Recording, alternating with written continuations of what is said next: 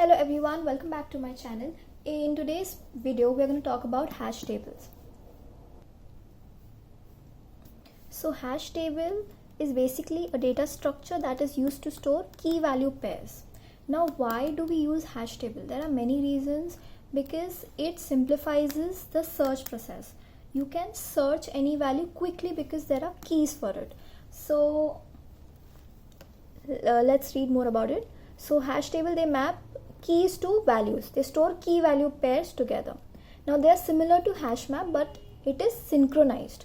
So hash map and hash tables are almost similar. Hash table is quite old. It was in the earlier Java versions, and now also it is there, but hash map is there in collection framework. So hash map is not synchronized, and hash table is also now included in collection framework. Earlier hash map was a part of dictionary, and it used to extend dictionary and implement hash map. So hash table in earlier versions used to extend dictionary class and implements map interface.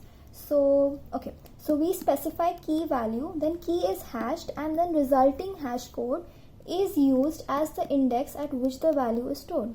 So what it means is, we have keys, we have values.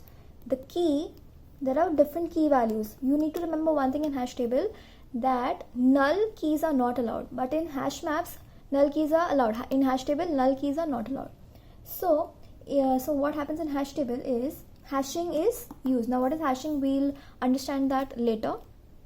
We have keys, we used hash function and converted into hash code, which is used as an index to point to the values.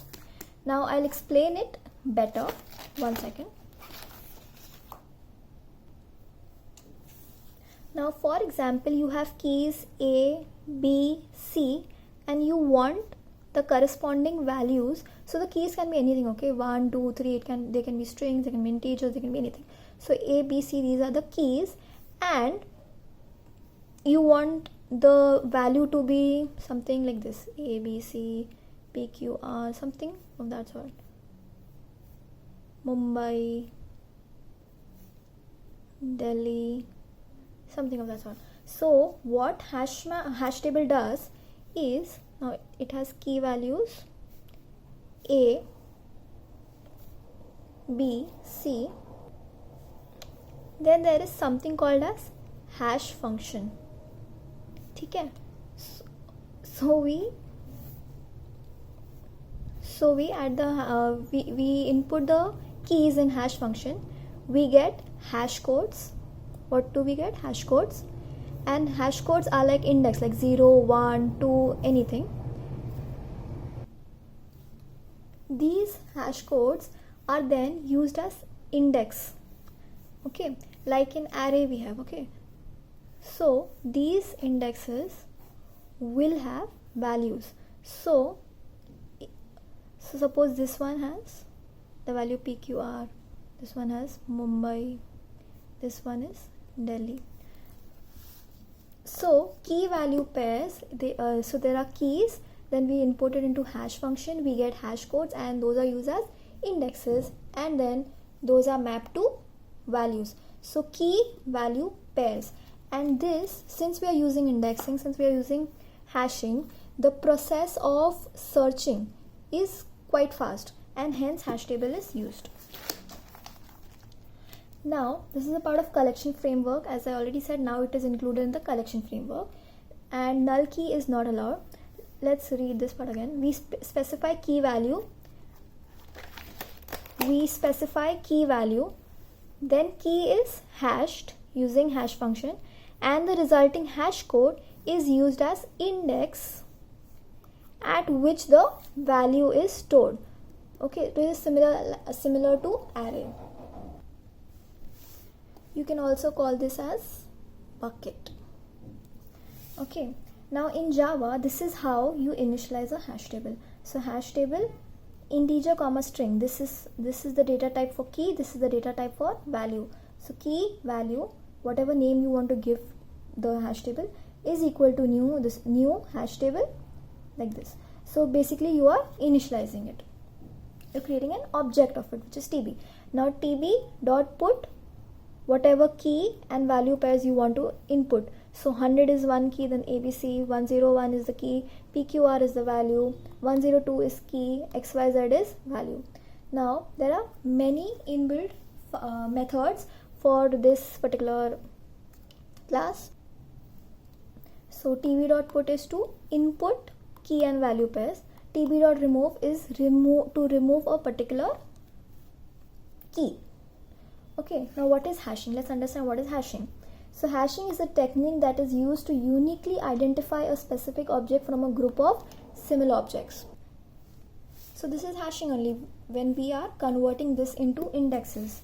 We are using it to uniquely identify. So there are keys, we are uniquely identifying them. But there is also a case called collision. So what will happen in collision is, sometimes when we use hash function, there is a possibility that two keys can have same hash code.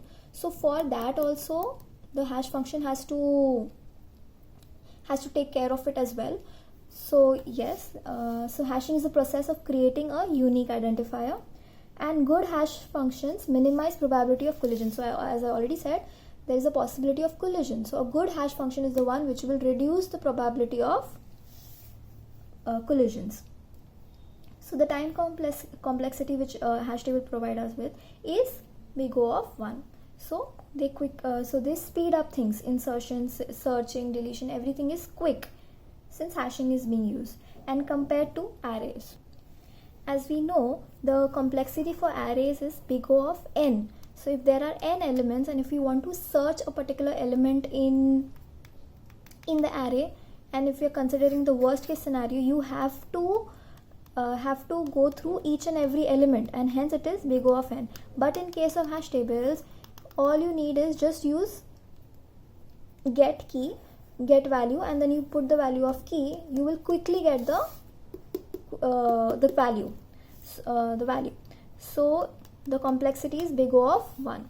So I hope this video helped you in any way. So if you're ever asked about what is hash table, do remember that it is a data structure that is used to store key value pairs, and you should know what is hashing, and you should also know this, that the keys are provided into hash functions, and they give us hash code that output, and this is what hashing is.